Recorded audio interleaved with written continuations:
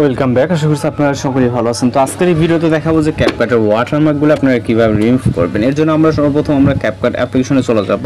মূলত ক্যাপকাটের যে ভিডিও হচ্ছে এক্সপোর্ট করার ক্ষেত্রে যে ওয়াটারমার্কগুলো আসে, তো এটাই মূলত দেখাবো। ওকে, তো আমরা ক্যাপকাট অ্যাপ্লিকেশনটিকে ওপেন করে রিপোজিট অপশনে ক্লিক করবো। এরপর ফটোস অপশন থেকে আমরা জাস্ট একটি নর্মাল একটু ফটো নিয়ে নিব। ওকে, সাপোজ আমি এটাকে নিচে প্রজেক্ট হিসাবে জাস্ট এটাকে অ্যাড করব। করার সাথে সাথে কিন্তু আমাদের উপরে দেখতে পাচ্ছি একটা ওয়াটারমার্ক চলে আসছে, যেটা কোনোভাবে রিমুভ করা যায় না। ইন্ডিকের যে ওয়াটারমার্ক এটা খুব সহজে রিমুভ করা যায়। জাস্ট ক্লিক করে ডিলিট অপশনে ক্লিক করবেন।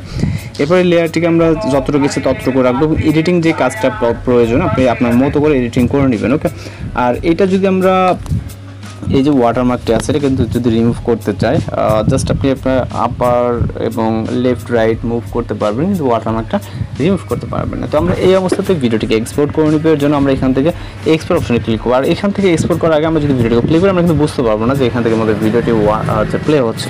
এর জন্য আমরা সিম্পল একটি ইফেক্ট ইউজ করবো। ভিডিও ইফেক্টটিকে আমরা এখান থেকে শেক ইফেক্টটিকে সিলেক্ট করে অ্যাডজাস্টটাকে আমরা কমিয়ে দেবো যেহেতু অতিরিক্ত মনে হচ্ছে। ওকে, দেন টিক মার্ক। এরপর আমরা এখান থেকে ভিডিওটিকে এক্সপোর্ট করার জন্য এক্সপোর্ট অপশনে ক্লিক করি। এখানে নেট কানেকশন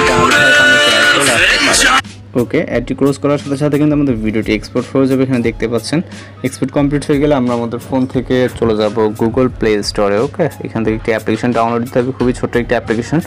প্লে স্টোরে যাওয়ার পর এখান থেকে সার্চ অপশনে ক্লিক করব। দেন এখান থেকে আমরা টাইপ করব রিমুভ অবজেক্ট। ওকে, জাস্ট রিমুভ অবজেক্ট লিখে সার্চ করবো। দেন আমাদের সামনে এইরকম একটি অ্যাপ্লিকেশন চলে আসবে যেটা ইরেজার আইকন। ওকে, জাস্ট এর উপরে ক্লিক করবো এবং এটাকে ইনস্টল করে দেন ওপেন করবো। ওকে, ছোট্ট অ্যাপ্লিকেশন আপনি আপনার ফোনে এটাকে ডাউনলোড করে দেন ইনস্টল করে নেবেন। নেওয়ার পর এখান থেকে ওপেন করবেন। ওকে, আর এই প্রবলেম যদি এই সমস্যা থেকে যদি কোনো কিছু বুঝতে সমস্যা অবশ্যই কমেন্ট বক্সে জানাতে পারেন। তো এখান থেকে আমরা সরাসরি সিলেক্ট ভিডিও অপশানে ক্লিক করবো এবং সিলেক্ট ইমেজ বা মাই গ্যালারি অপশন আছে, আমরা সিলেক্ট ভিডিও অপশানে ক্লিক করবো। ওকে, দেন মিডিয়া পিকার থেকে আমরা যে মাত্র যে ভিডিওটাকে এক্সপোর্ট করলাম ওইটাকে সিলেক্ট করবো। সিলেক্ট করলে এটা এখানে অ্যাড হয়ে যাবে। দেন আমরা এখান থেকে প্লে করতে পারি। এছাড়া আমাদের একটি চারকোণে একটা বক্স দেখতে পাচ্ছি। এই বক্সটাকে জাস্ট যতটুকু প্রয়োজন রেখে এখান থেকে আমরা এইটাকে এই যে ওয়াটারমার্কটি আছে ওয়াটারমার্ক অনুযায়ী রেখে দেবো। ওকে, জাস্ট যতটুকু তো ওয়াটারমার্ক আছে এবং এখান থেকে সরাসরি আমরা সেভ অপশনে ক্লিক করবো। ভিডিও রেজলিউশন আপনি আপনার মতো করে এখান থেকে টিক মার্ক অপশনে ক্লিক করবেন। এখানে নেটওয়ার্ক জনিত কারণে একটি অ্যাড আসতে পারে, যেহেতু ফ্রিতে কাজ করতেছে অ্যাড আসতেই পারে।